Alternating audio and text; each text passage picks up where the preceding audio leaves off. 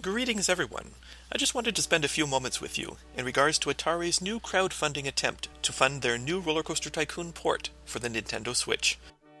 Created and originally developed by Chris Sawyer, now Atari, who took the reins, have been using this series as their cash cow for close to 2 decades. And they are now asking for your money once again. Many of us who grew up with the RollerCoaster Tycoon series have loved and enjoyed it, but we're incredibly disappointed when RollerCoaster Tycoon World was released prematurely. Customers aren't always easy to please, but when they are not treated with respect, it's pretty difficult to gain that audience back again. Here are a few comments that I've seen on the crowdfunding page for the new RollerCoaster Tycoon Switch. This one from William said, "Actually, got excited about investing, then saw the video. A more humble approach should have been used. I would feel much more confident if this wasn't a mobile port of a mediocre game." And Luke said, "Yet experiences from the past don't play in favor for both Atari and Nvizzio. As it stands, now they don't deserve my support. Maybe the game does, but the company and companies most definitely don't." And from Karsten, "You are asking for money again? Wow, you must be joking. You'll recycle RCT World for Switch? You must be joking. You bring back Nvizzio? You must be joking. Oh, people, please don't let yourself be fooled again.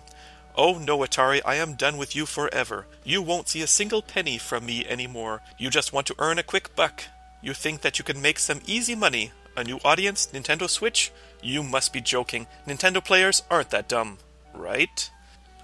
And Ayazi said, "I just have to say that I am absolutely astounded and horrified that this game somehow not only met its minimum funding goal, but that there are also people who are actually defending this project given both the company's history and the irregular use of funds clause that they stuck at the end of this campaign. You're also getting suckered. There's no point in mincing words here. None of you are going to see a cent of return on your investment, nor the promised game. Your money is being stolen and used for entertainment and debt payoff purposes." Well, that's what some of the people on the crowdfunding site are thinking. And one thing I forgot to mention, this irregular use of funds. Get this, Atari included a disclaimer on their crowdfunding page about how this money will be used, and you might be shocked to learn where some of this money will be going. This is a direct quote from their page. "We might incur irregular use of proceeds that may include, but are not limited to the following over $10,000. Vendor payments, salary made to oneself, a friend, or relative, any expense labeled as administrative expenses that is not strictly for administrative purposes, any expense labeled travel and entertainment, any expense that is purposes of intercompany debt or back payments."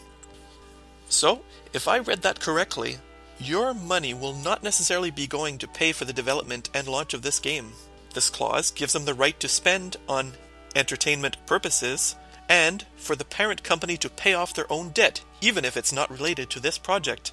And these perks offered also seem a little vague as well. It appears that only if they receive their maximum goal will you stand a good chance of getting your initial investment back, but even if they do meet that goal, they can terminate this agreement at any time, and you see nothing in return. Even at their $750 level, you only get 25% off the game at launch. Their gold star level of $1,500 investment, the added bonus is a free art book, but still no actual hard copy of their game, and no guarantee to return of investment either. This funding campaign, in all its self-accolades and back-patting, forgets to mention one thing though, that elephant in the room. RollerCoaster Tycoon World. Atari is inviting back RollerCoaster Tycoon World developers Nvizzio Creations to make this happen. Have they forgotten already that players are still pretty sore about supporting the alpha of this game that was launched early in an unfinished beta stage just to coincide with the release of Planet Coaster?